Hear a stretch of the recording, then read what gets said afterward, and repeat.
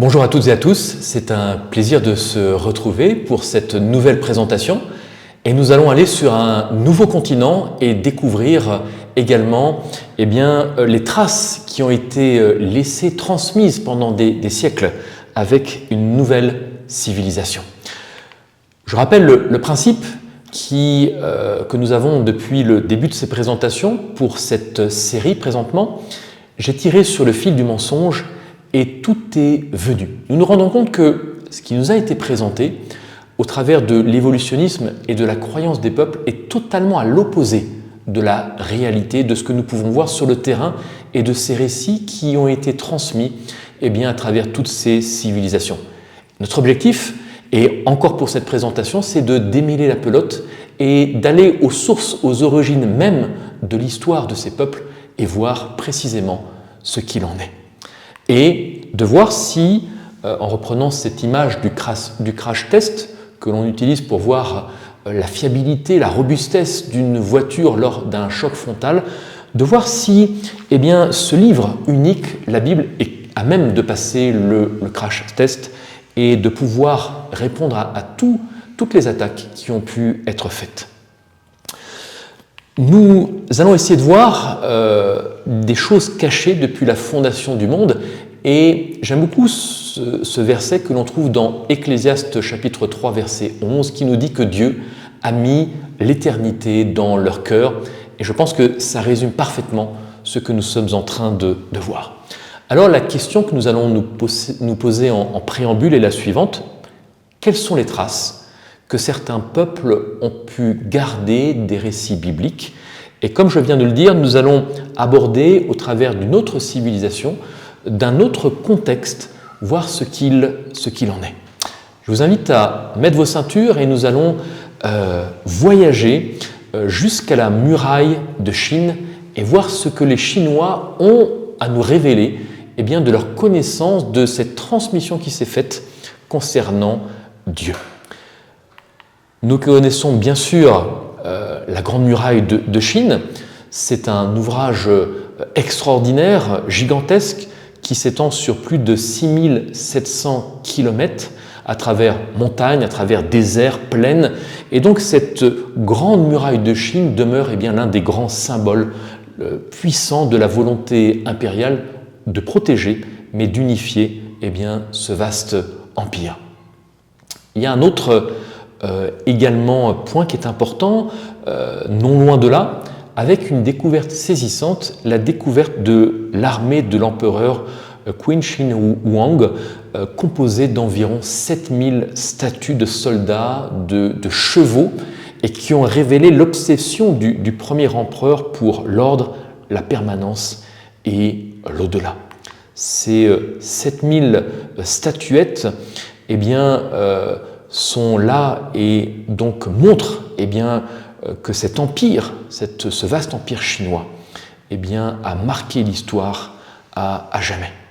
Pourtant, ces prouesses monumentales ne sont que l'écho visible d'un autre héritage plus discret mais tout aussi fondateur, celui de la pensée religieuse et cosmologique des premiers Chinois. De ces remparts colossaux aux armées d'argile, en passant par l'idée même d'une autorité divine inscrite au cœur de l'histoire, se dessine, comme vous l'avez deviné, un fil conducteur. Cette quête inlassable d'un peuple pour comprendre, pour organiser et préserver l'ordre du monde, que ce soit terrestre ou céleste. Il y a de nombreuses années, au pied de l'Himalaya oriental, un missionnaire prêchait. Debout, sur cette place de marché poussiéreuse de ce village des contreforts de l'Himalaya, il brandit sa Bible et s'exclama « Ceci est le livre de Dieu ». Puis, il en expliqua le contenu. Lorsqu'il a terminé son discours, la foule va se disperser. Et là, un homme va s'approcher de lui, vêtu de robes tissées à la main d'un village perché de l'Himalaya. Il va poser cette question à ce missionnaire. Est-ce vraiment le livre de Dieu? Et le missionnaire va lui répondre, oui, c'est le livre de Dieu et il s'applique à tous les aspects de la vie, à toutes les composantes de la vie. Et ce villageois va poser cette question, puis-je vous raconter l'histoire de mon peuple? Et il va commencer alors à relater une histoire qui a été transmise de génération en génération, de père en fils, et sa tribu était originaire de terres situées bien à l'ouest des hautes montagnes. Et il déclara que nous avons toujours vécu selon le livre de Dieu, mais malheureusement nos ancêtres ont été chassés de leur terre. Et donc, il va poursuivre en racontant comment ils avaient entrepris un périlleux voyage vers l'est par-delà les montagnes. Et il va dire que lors de cette traversée, notre peuple fut pris dans une tempête et va perdre notre livre. Désormais, sa tribu ne savait plus comment survivre. Il cherchait le livre perdu depuis des générations. Et il va dire quelque chose de troublant. Il va dire, il y a 2 semaines, une vieille femme de notre tribu a fait un rêve. Elle a rêvé d'un étranger qui se tenait sur la place de ce village, précisément là où nous tenons, avec un livre. Et si les anciens envoyaient quelqu'un ce jour-là, eh bien, ils trouveraient un étranger. Et ils m'ont envoyé parce que nous pensons, eh bien, que à travers cette vision, que quelqu'un va pouvoir nous redonner ce livre que nous avons perdu il y a des générations. Pouvez-vous nous apporter ce livre de Dieu à ma tribu afin que nous puissions savoir à nouveau comment vivre et renouer le contact avec ce Dieu? Cet épisode est interpellant et ce n'est pas le seul. Nous avons abordé dans notre présentation précédente cet épisode aussi avec les Santales qui croyaient en un Dieu unique, Thakur Jiyu, mais qui ne savaient plus comment retrouver le contact. Et nombreux sont les exemples à travers les continents qui relatent ce même genre d'expérience. Le titre de cette présentation, Dieu et les anciens Chinois. Y a-t-il un lien entre Dieu et les anciens Chinois? Les anciens Chinois auraient-ils gardé dans leur mémoire quelque chose de spécifique? J'aimerais vous amener en un lieu incroyable où, pendant près de 4000 ans en Chine, c'est-à-dire de l'an moins 2250 à 1910-1911, c'est-à-dire la chute de la dynastie Qing, les empereurs de Chine se rendaient chaque année, une fois par an, à la frontière du pays ou de la cité impériale. Et vous avez ici, donc au XVe siècle, ce culte va être transféré au sud de Pékin où nous allons voir à travers ces photos un vaste parc englobe 3 édifices principaux qui sont des édifices sacrés.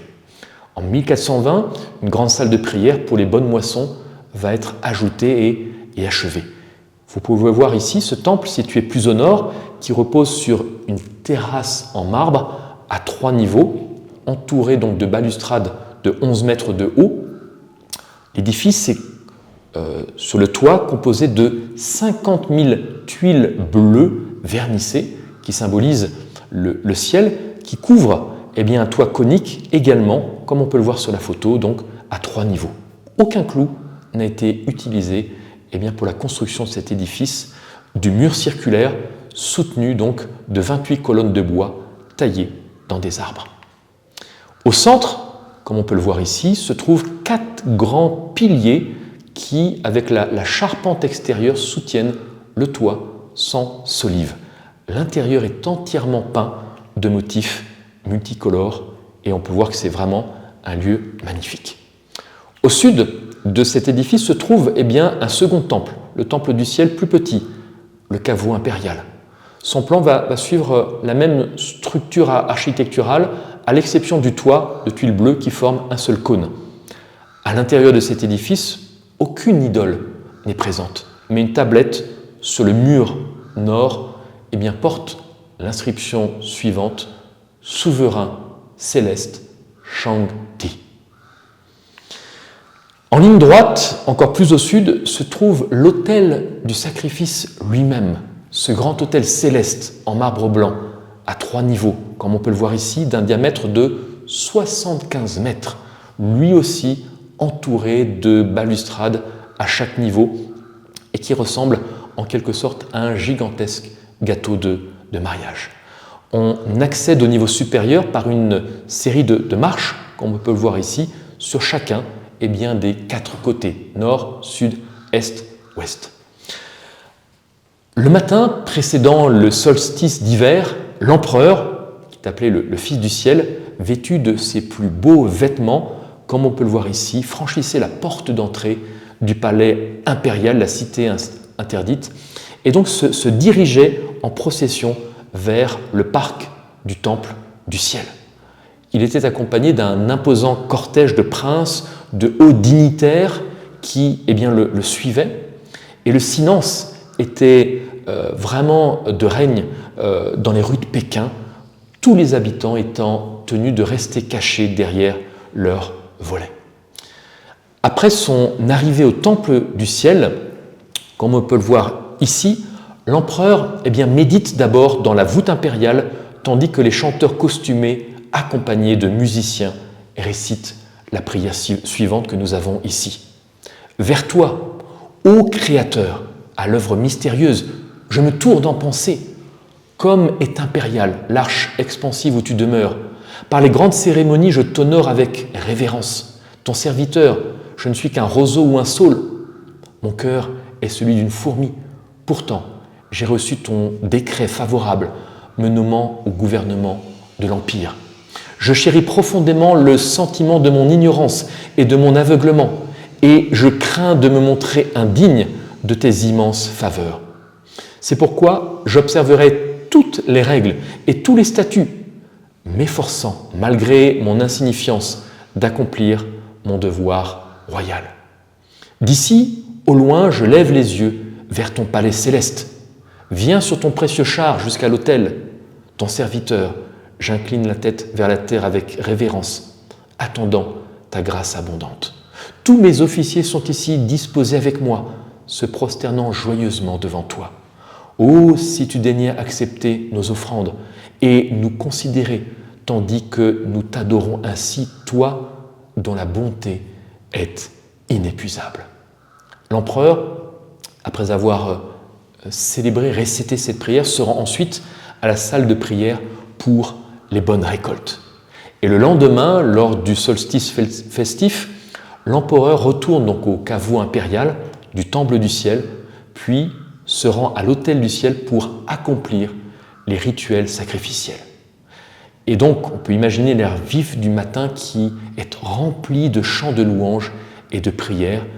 Et après avoir célébré des danses, un taureau est offert en sacrifice et un dernier chant qui est le suivant, retentit.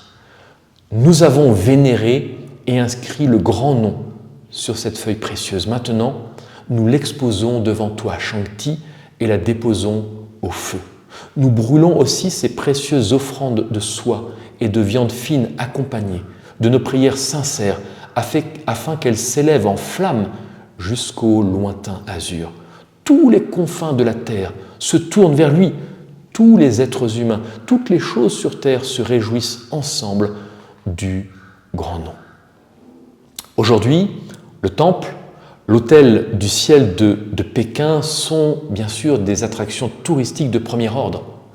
Et parmi la foule qui escalade les marches de marbre usé, rares sont ceux qui se posent la question sur l'origine et la signification de ce grand sacrifice. Serait-il possible de déchiffrer cette énigme, de déchiffrer ce qui se cache derrière et de retracer l'intention originelle de cette magnifique cérémonie antique? C'est ce que nous allons essayer de voir. Il est intéressant de remarquer que l'écriture chinoise est la plus ancienne langue écrite connue du monde. C'est une langue qui a été écrite environ vers 2500 ans avant Jésus-Christ. Et les inventeurs de cette langue ont fait des dessins, des idéogrammes pour exprimer des mots et des idées comme on va le voir. Et donc, ils ont utilisé des images simples et souvent ces images simples ont été combinées ensemble pour décrire des éléments plus complexes. Et ces caractères ont donc 4500 ans. Il est intéressant de voir que, à l'époque et pendant des siècles, on a utilisé tous les supports possibles pour écrire, pour transmettre un récit et l'histoire d'un peuple. On a utilisé, comme on peut le voir ici, dans cette région-là, les écailles de tortue, le bronze, des os de bœuf, peu importe. On utilisait ces différents supports pour écrire et transmettre donc tous ces récits. Alors, avant de démarrer sur ce sujet, un point est important, c'est que encore aujourd'hui, nous utilisons des symboles. On peut le voir ici, vous avez des symboles pour la signalisation lorsque l'on conduit, le symbole stop, qui veut dire qu'il faut s'arrêter. Et aujourd'hui, des sociétés ont créé un logo comme symbole pour qu'on puisse reconnaître quelle est la société en question. Tout le monde connaît le logo d'Apple, Google, Windows, etc. Ces logos qui sont ici et donc qui sont des symboles qui représentent une société. Dans l'écriture chinoise, on va utiliser le même principe. On peut voir ici un exemple, ici à gauche, c'est le pictogramme chinois pour décrire une personne. Et on voit la modernisation et pourquoi ce symbole décrit une personne. On va prendre un autre exemple. Ce pictogramme-ci va décrire en chinois le bois ou la forêt. Donc, on a un symbole intéressant pour décrire le bois ou la forêt. Ici, nous avons le pictogramme chinois qui va décrire le feu. Et donc, lorsque on assemble ces symboles, on a donc le pictogramme chinois pour le feu qui brûle le bois, donc en clair le mot brûler. Vous voyez que c'est une association d'éléments pour désigner un concept qui est le concept donc de bois qui brûle. Rentrons maintenant dans le vif du sujet parce que la question que l'on est en droit de se poser, c'est qu'est-ce que ces caractères ont à nous dire sur nos origines.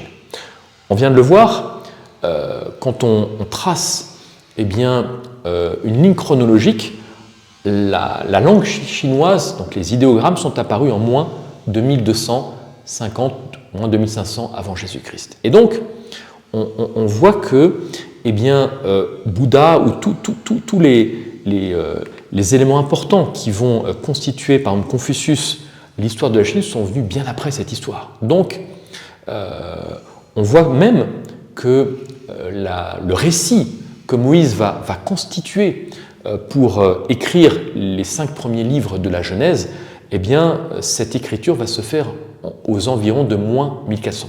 Donc on voit que l'écriture chinoise est antérieure de 1000 ans par rapport à ce récit que nous trouvons avec ces 5 premiers livres de la Genèse. Alors quel est le mystère de l'écriture chinoise qui se cache derrière tous ces idéogrammes?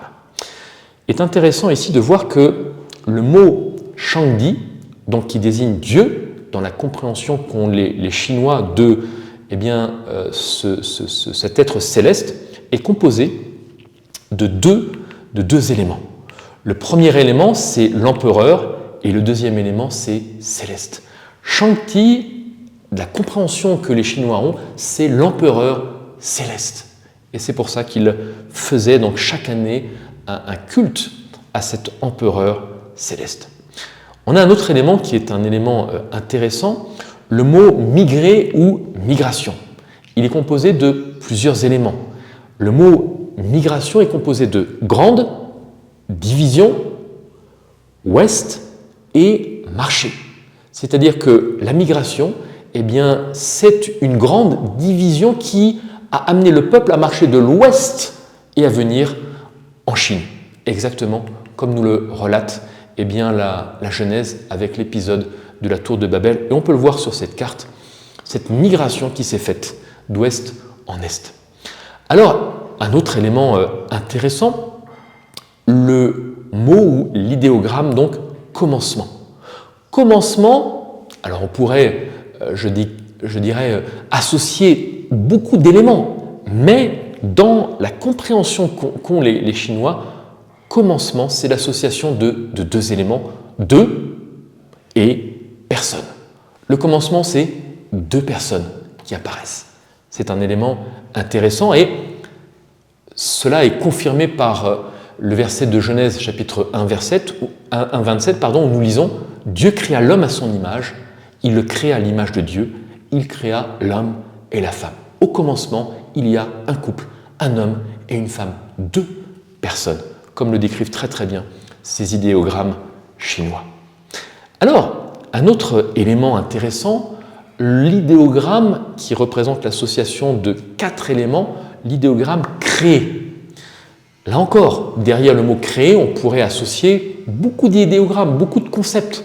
Mais dans la conception chinoise, créer, c'est parler, poussière, vie et marcher. Créer, c'est parler pour que la poussière se transforme en vie et que cette vie, l'être humain, puisse marcher. Vous voyez, c'est très intéressant de voir que là encore, cela correspond parfaitement au verset de Genèse chapitre 2, verset 7.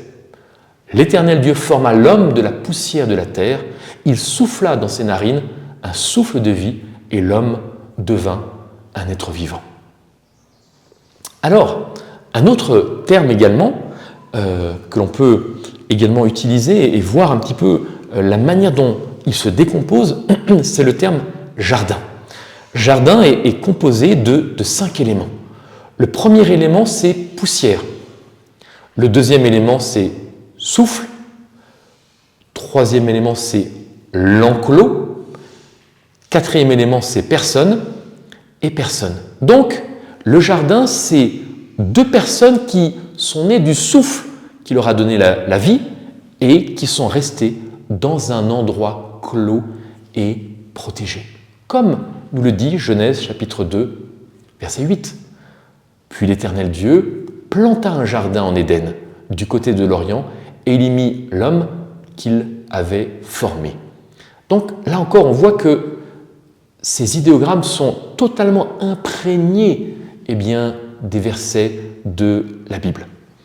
Autre élément, le concept de bonheur. Qu'est-ce que le bonheur dans la conception de cette écriture chinoise? Le bonheur est composé de quatre éléments. Le premier, c'est Dieu. On ajoute l'élément un homme, le souffle et le jardin. Le bonheur, c'est d'être un entre l'homme et Dieu et de vivre dans le jardin. Pourquoi? Parce qu'au commencement, Dieu et l'homme avaient une relation étroite et cela conduisait à un véritable bonheur. Genèse chapitre 2, verset 15 nous dit que l'Éternel Dieu prit l'homme, le plaça dans le jardin d'Éden pour le cultiver et pour le garder. Et cela amenait un véritable bonheur parce qu'il pouvait converser face à face. Les choses ne vont pas en rester là malheureusement et il est intéressant de remarquer que le concept, le terme de interdit, avertir, est composé de deux éléments, deux arbres et commandement, comme par hasard. L'interdiction, c'est deux arbres avec un commandement qui se rattache à cela. Il était interdit à l'homme de manger l'un des deux arbres. Et s'il mangeait l'arbre interdit, l'autre lui serait également enlevé. Et c'est ce que nous trouvons dans Genèse chapitre 2, versets 17 et 18, où nous lisons « L'Éternel Dieu donna cet ordre à l'homme. Tu pourras manger de tous les arbres, mais tu ne mangeras pas de l'arbre de la connaissance du bien et du mal, car le jour où tu en mangeras, tu mourras. » Ou en hébreu, il est dit « de mort, tu mourras ». Et on va reprendre ce verset dans une prochaine étude. Qu'est-ce qui va en découler? Il va en découler le concept de douleur et de chagrin. Dans la conception, la compréhension, la douleur et le chagrin est composé de deux éléments, un morceau de deux arbres. La douleur et le chagrin, c'est d'avoir pris un morceau de l'arbre de la connaissance du bien et du mal. Cela a engendré le chagrin et la séparation. Genèse chapitre 3, versets 4 à 5 nous dit « Alors le serpent dit à la femme, vous ne mourrez point, mais Dieu sait que le jour où vous en mangerez, vos yeux s'ouvriront et que vous serez comme des dieux, connaissant le bien et le mal. » Il va y avoir une nouvelle composante qui va rentrer en jeu. Cette composante, à travers ce verset, eh bien, c'est le serpent. Dans la compréhension chinoise, le diable, Satan, eh bien, est composé de 4 parties. L'homme, le jardin, le secret ou privé et la vie ou mouvement. Donc, le diable ou Satan est celui qui, eh bien, par la manière dont il a séduit Ève, va amener l'homme à sortir du jardin. C'est ce que nous avons dans Genèse chapitre 3, verset 1. Le serpent était le plus rusé de tous les animaux des champs que l'Éternel avait fait. Il dit à la femme, « Dieu a-t-il réellement dit, vous ne mangerez pas de tous les arbres du jardin ?» Ainsi donc, il va présenter un postulat de base. Est-ce que Dieu a réellement dit ? Et dans la conception maintenant de cette écriture chinoise, le terme « tenter » est composé de 3 éléments. Le diable, 2 arbres, couvrir et cacher. Ainsi donc, la tentation, eh bien, c'est la capacité du diable à cacher, à manipuler les choses par rapport à ces 2 arbres, à remettre en question, eh bien, ce que Dieu a dit.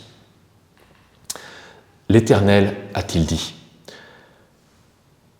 L'écriture chinoise va également nous donner un élément intéressant sur le terme de nudité. Qu'est-ce que la nudité ? La nudité, eh bien, c'est 2 éléments, l'homme ou la personne et un arbre. Pourquoi ? Parce que le fait d'avoir pris de cet arbre va amener, eh bien, l'être humain à se sentir nu parce qu'il est séparé de la présence de Dieu. Et là encore, nous trouvons une confirmation dans le récit de Genèse 2, 25 et Genèse 3, verset 7 et verset 11, où nous lisons « L'homme et sa femme étaient tous 2 nus et ils n'en avaient point honte. » Ça, c'était avant.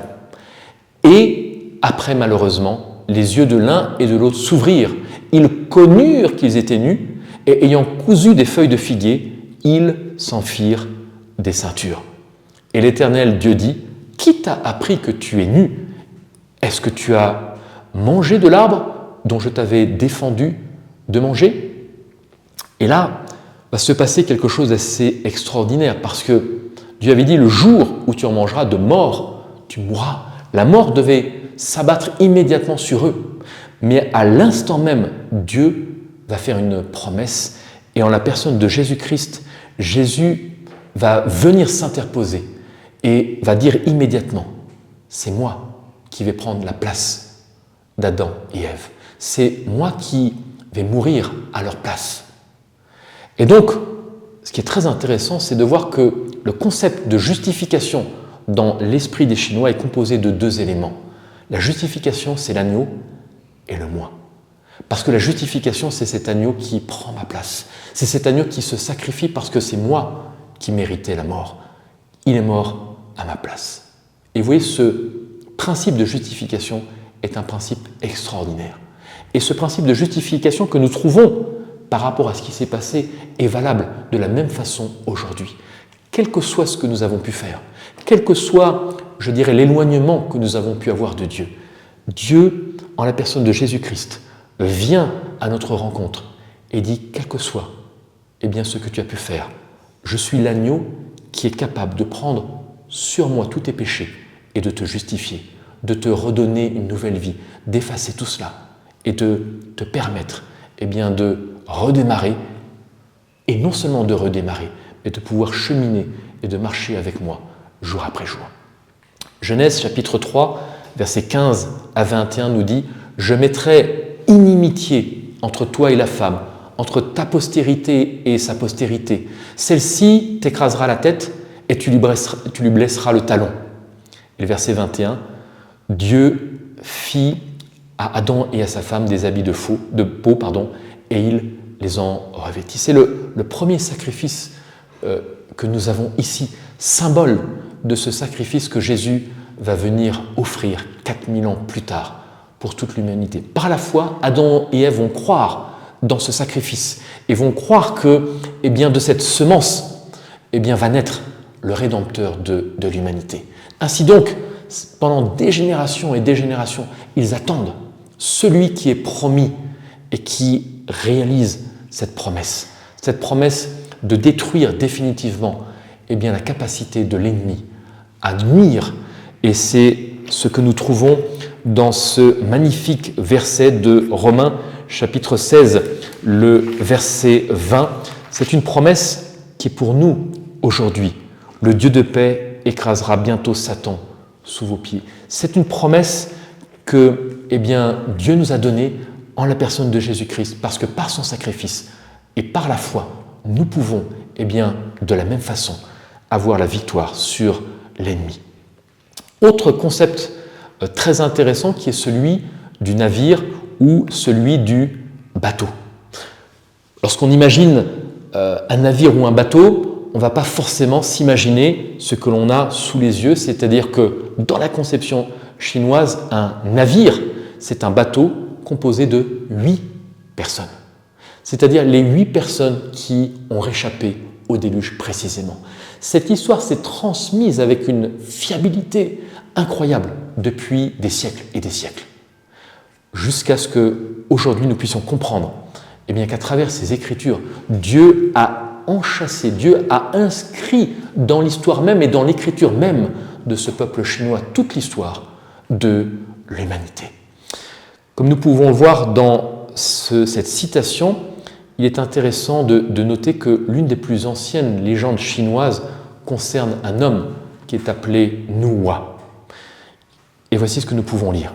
Ils racontèrent l'histoire de Nuwa, ancêtre de l'humanité et des patriarches Shennong et Fuxi, dont les noms correspondent à Shem et au son P-E-T-H de Japhet, et Ya s'est perdu lors de la transmission car le yod hébreu est une consonne faible. Le Xi chinois se prononce Si, correspondant au TH hébreu que les juifs askénazes prononcent comme un S, vocalisant ainsi Japhet comme Yafesh. Il s'agissait de 2 des 3 fils de Noé. On ignore pourquoi le nom de Cam n'a pas été conservé. Son manque de respect envers son père pourrait expliquer pourquoi son nom a été rayé de la liste des patriarches de Chine. Ainsi donc, nous voyons à travers cette transmission, Noé, Sem et ceux qui ont suivi et qui sont ancrés dans l'histoire chinoise et qui est appelée la période légendaire des 5 souverains. Mais il y a un autre élément intéressant et j'aimerais m'arrêter sur une découverte qui a été faite en 1929, une première découverte, puis une seconde en 1934 et finalement 1986. C'est cette découverte avec ce lieu que vous avez ici sur l'image. Ce sont les vestiges d'une civilisation vraiment florissante qui va être découverte à Sanxingdui, enterrée pendant 2700 à 4700 ans.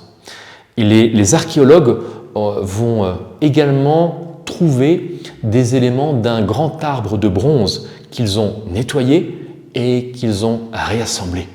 Et comme avec la plupart des découvertes archéologiques, il y a peu de débats sur ce qui a été trouvé. Cependant, il y a un grand débat sur les significations qui sont attachées aux éléments trouvés lors de ces fouilles et leurs implications. En particulier sur ce qui est appelé aujourd'hui, donc la signification de cet arbre a fait l'objet de désaccords. Sur cet arbre, vous allez voir, c'est une découverte assez extraordinaire. Elle figure parmi les 10 plus grandes découvertes archéologiques du XXe siècle en Chine. Depuis 2022, les archéologues ont identifié plus de 400 sites sur ce lieu. Et ces découvertes ont permis de mettre à jour plus de 4000 artefacts, incluant de la poterie, de la jade, des objets en pierre. Le total des reliques culturelles dépasse sur ce lieu les 60 000. Vous imaginez, c'est colossal. Et vous avez ici donc ce fameux arbre de bronze. Cet arbre de bronze mesure 3,95 m de haut. C'est un arbre fruitier grandeur nature, 4 mètres de haut, vous imaginez, et vu de dessus, les branches rayonnent depuis le tronc central. Et quand on les regarde de côté, eh bien on peut voir que les branches poussent à partir du tronc dans une direction ascendante, puis s'avancent d'une manière uniforme et ploient vers le sol. Et quand on remarque attentivement, chaque branche se termine par un fruit qui est enveloppé dans des feuilles ornées de bronze moulé. Et ici, on a un détail intéressant. Chose frappante, les feuilles proches des fruits, sur la plupart de ces branches, ont la forme de grands couteaux menaçants, comme par hasard. Cet arbre est habité par un grand serpent avec un corps long, un corps étroit, serpentin, qui est coulé de telle manière qu'il ondule en avant et en arrière tout le long du tronc. Et c'est ce que l'on peut voir sur cette figure. Le serpent est placé tête en bas dans l'arbre et se tient sur la base circulaire. Et on peut voir que son dos est arqué de sorte que la tête est verticale et horizontale et il a 2 cornes sur le dessus de la tête. Une partie du serpent est manquante, mais les éléments qui ont été trouvés comprennent un membre semblable à une queue qui se termine par un long couteau et un autre petit appendice qui est coulé avec une main humaine. C'est ce qu'on trouve sur ces 2 figures. Enfin, eh bien, le serpent a de petites épaules et des pieds avant sur lesquels il se tient et il regarde avec de grands yeux. Il a aussi 9 oiseaux dans l'arbre, un perché au-dessus donc de chaque branche. Lorsque l'on compare cet arbre de Sang-Sing-Dui avec l'arbre bien sûr de la connaissance du bien et du mal, on ne peut pas ne pas faire le parallèle entre les deux et comprendre que là aussi, eh bien, il y a une transmission très forte de ce qui s'est passé aux origines de l'humanité, de ce qui s'est passé et qui a amené une séparation entre l'homme et Dieu, de ce que nous pouvons trouver comme nous l'avons vu dans Genèse chapitre 2 et chapitre 3, et nous voyons tous les traits distinctifs. Nous avons posé une question au début de notre présentation. Est-il possible de déchiffrer l'énigme du sacrifice que l'empereur a offert pendant plus de 4000 ans et de retracer quelle était l'intention originelle au travers de ce sacrifice?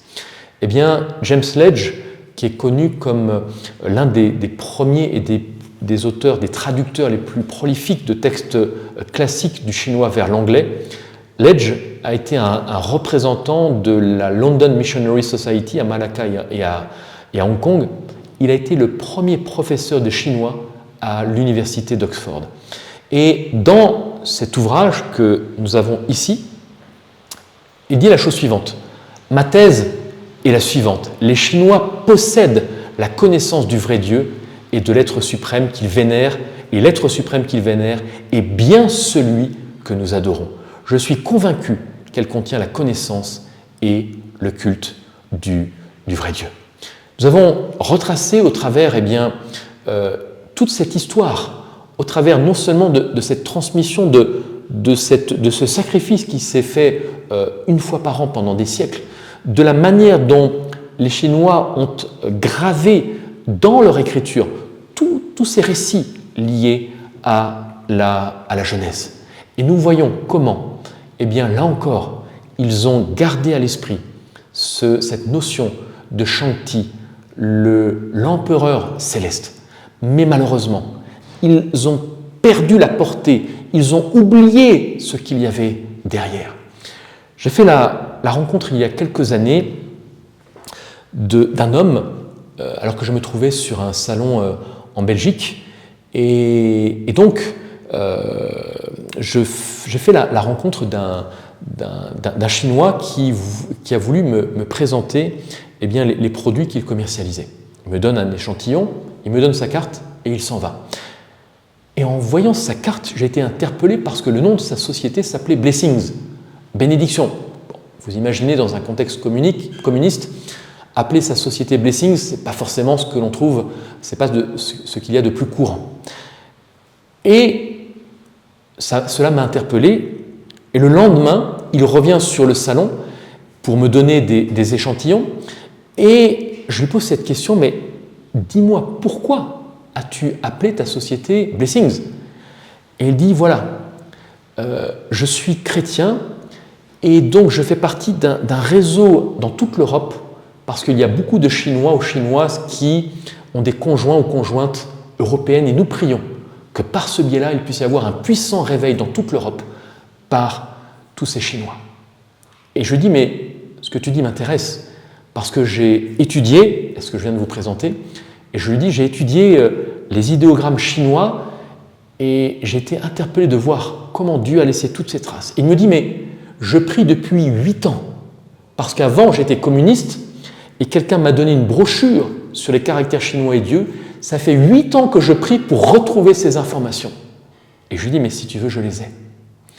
On s'est revus à Paris, on a eu un échange incroyable et je me suis senti vraiment tout petit parce que d'être utilisé pour pouvoir reconnecter, que quelqu'un retrouve ces informations pour les partager avec son peuple, je me suis dit, Seigneur, mon Dieu, tu es grand.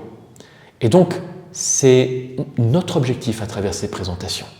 C'est de permettre que chacun, chacune, quel que soit l'arrière-plan ethnique, quelle que soit la civilisation, puisse se reconnecter avec le Dieu, ce Dieu unique, ce Dieu qui est à l'origine non seulement de l'humanité, mais ce Dieu qui ne demande qu'une chose, eh bien c'est de pouvoir se reconnecter avec chacun et chacune. Que le Seigneur Dieu vous accompagne, vous bénisse et que vous puissiez eh bien, retrouver cette connexion. Si vous avez des questions, n'hésitez pas, nous sommes là pour vous accompagner et répondre à tout cela. Que le Seigneur vous bénisse et vous accompagne. À bientôt.